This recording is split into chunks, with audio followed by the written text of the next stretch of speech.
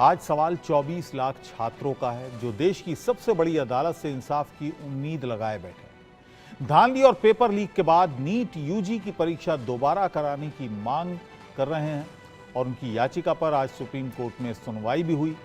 इस दौरान याचिकाकर्ताओं के वकील ने दलीलें दी कि पेपर लीक के कई मामले सामने आए हैं। परीक्षा से पहले टेलीग्राम पर पेपर लीक हुआ है, ऐसे में परीक्षा रद्द की जाए। याचिकाकर्ताओं की तरफ से मांग पर चीफ जस्टिस ने एनटीए से सवाल किया कि क्या इस बात को माना जाए कि पेपर लीक हुआ है, जिस पर एनटीए की ओर से दलील दी गई कि सिर्फ पटना में कथित पेपर लीक का मामला आया है। अभी हम ये नहीं कह सकते कि गलती सिस्टम स्तर पर है या नहीं। सुप्रीम कोर्ट ने एनटीए और याचिकाकर्ताओं की दलील को सुनने के बाद कहा कि इतना तो साफ है कि पेपर लीक हुआ है। जो कुछ हुआ उस पर हम आंख बंद नहीं कर सकते। साथ ही पेपर लीक की जांच कर रही सीबीआई को स्टेटस रिपोर्ट दाखिल करने के लिए कह दिया गया है।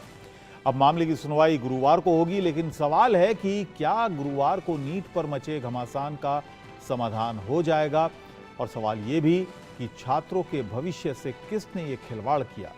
आज इसी मुद्दे पर चर्चा करेंगे। कई खास मेहमान हमारे साथ होंगे, लेकिन पहले आपको एक रिपोर्ट दिखाते हैं।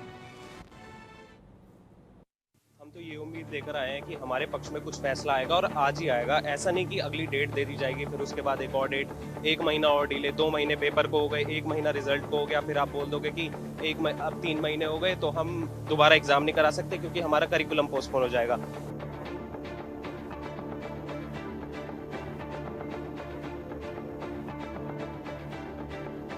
ये पेपर लीक हो गए, इतनी सारी चीजें हो गई हैं एग्जाम के अंदर, उसके बाद भी लोग कह रहे हैं कि नहीं, सैनिटी एकदम बरकरार है। सिर्फ 2 सेंटर्स हैं जिसके अंदर हुआ है, गोधरा में और एक पटना में, बाकी सब जगह एकदम फेयर कंडक्शन है और उन बच्चों के भी मार्क्स इतने नहीं आए हैं कि वो मेडिकल कॉलेज में पहुंच जाए। ये देश के उन लाखों छात्रों की आवाज है जिनके भविष्य के साथ खिलवाड़ किया गया, जिनकी आंखों में डॉक्टर बनने का सपना था, उनकी उम्मीदों को रौंदा गया। लेकिन अब उम्मीद देश की सबसे बड़ी अदालत पर टिकी है। सुप्रीम कोर्ट में याचिका दायर कर मांग की गई है कि 5 मई 2024 को हुई नीट यूजी परीक्षा रद्द की जाए, नीट यूजी की परीक्षा दोबारा कराई जाए, काउंसलिंग पर रोक लगे और रिटायर्ड जज की निगरानी में नीट यूपी परीक्षा में धांधली की जांच हो। हम तो ये उम्मीद लेकर आए हैं कि हमारे पक्ष में कुछ फैसला आएगा और आज ही आएगा। ऐसा नहीं कि अगली डेट दे दी जाएगी, फिर उसके बाद एक और डेट, 1 महीना और डिले, 2 महीने पेपर को हो गए, 1 महीना रिजल्ट को हो गया, फिर आप बोल दोगे कि अब 3 महीने हो गए तो हम दोबारा एग्जाम नहीं करा सकते क्योंकि हमारा करिकुलम पोस्टपोन हो जाएगा। इसलिए हमें फैसला जल्द से जल्द चाहिए क्योंकि हमारी लड़ाई तो समय के साथ भी है ना। अब हमारा करिकुलम एक डिसाइडेड होता है कि इस पीरियड में शुरू हो जाना चाहिए और इस पीरियड में खत्म हो जाना चाहिए।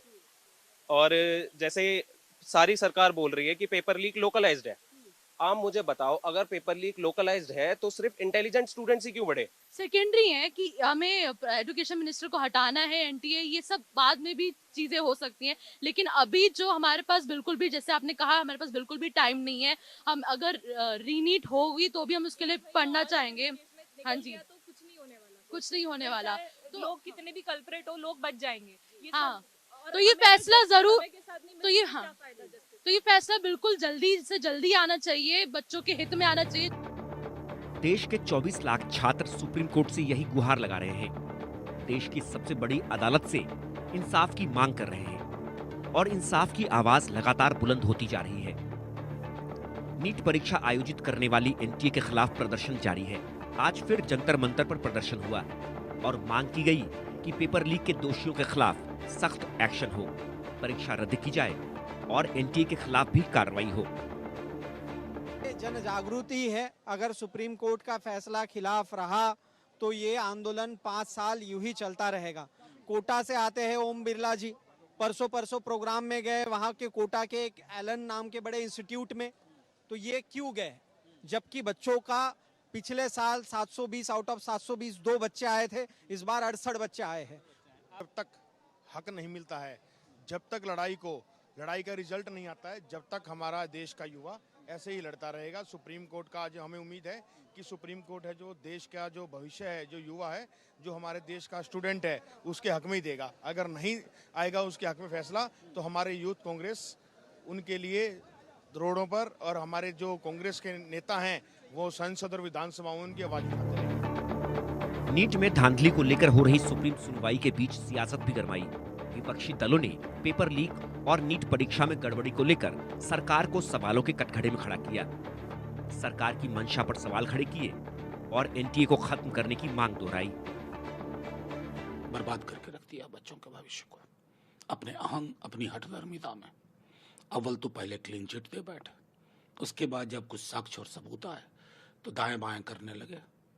मेरा मानना है कि पूरी व्यवस्था में घपले की जड़, फर्जीवाड़े की जड़ एनटीए।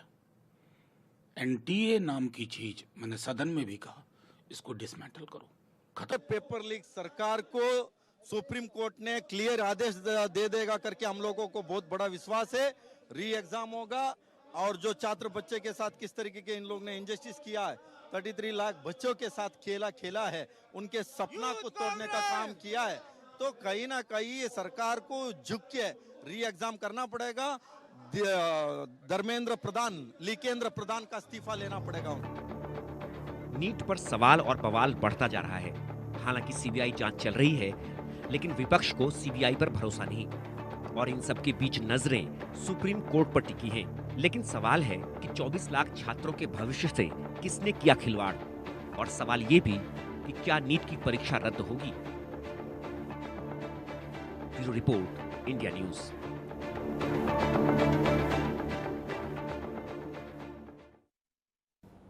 तो देश का सवाल में हम यही सवाल उठा रहे हैं जो आज का सबसे